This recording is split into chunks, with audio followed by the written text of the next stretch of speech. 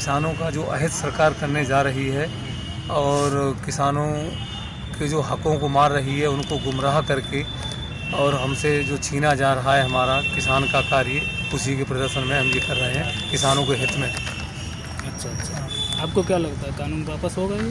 कानून जब जनहित एक जनता एकजुट हो जाएगी तो कानून वापस करने को सरकार बाध्य होगी, होना चाहिए, होगा। असल में ये बेईमानी से जो ईवीएम से सरकार बनी है, तो इसका एक भी काम अच्छा नहीं हुआ है आज तक।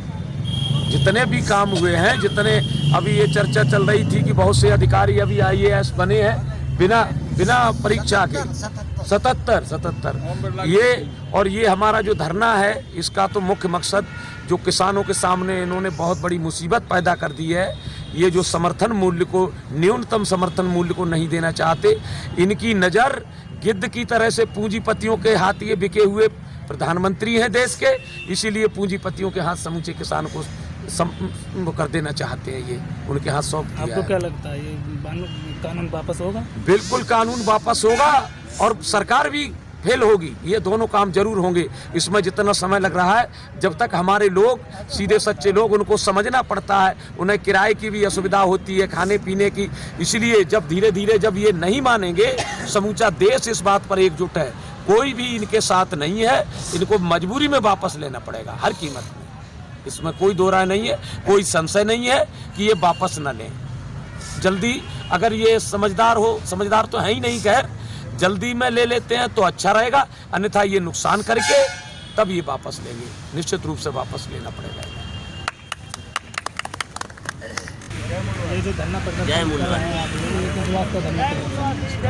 ये जो जन विरोधी कानून सरकार ने बनाए हैं, जिससे सिर्फ किसान पे कह रही है, लेकिन इससे हर एक जन प्रभावित होगा, क्योंकि किसान के ही गेहूं से हर घर में खाना बनता है। तो ये जो 3 कानून इन्होंने पारित किए हैं बिना किसी की सहमति के, सिर्फ अपनी धांधलीबाजी से ये जबरदस्ती जो किसानों पे थोपना चाहते हैं, उनके विरोध में हम यहाँ बैठे हैं और ये कानून इनको वापस करने ही होंगे। आपको क्या लगता है ये कानून वापस करेंगे? बिल्कुल वापस करेंगे, बिल्कुल वापस करेंगे। ये चोर हैं, ये कब तक चोरी करते रहेंगे?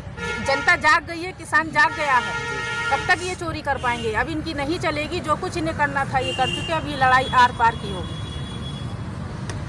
मेरा नाम ओम सिंह है और मैं बहुजन मुक्ति पार्टी का जिलाध्यक्ष हूँ।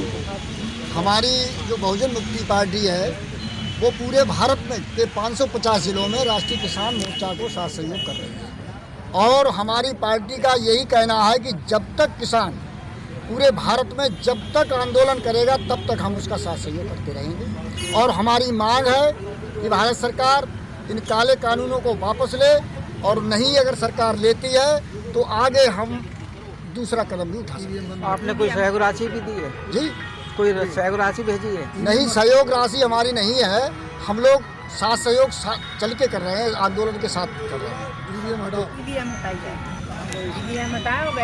और असली लड़ाई जो है ईवीएम है। जब तक ईवीएम रहेगी, भारत में हमारे किसानों के साथ ऐसे ही नाना प्रकार के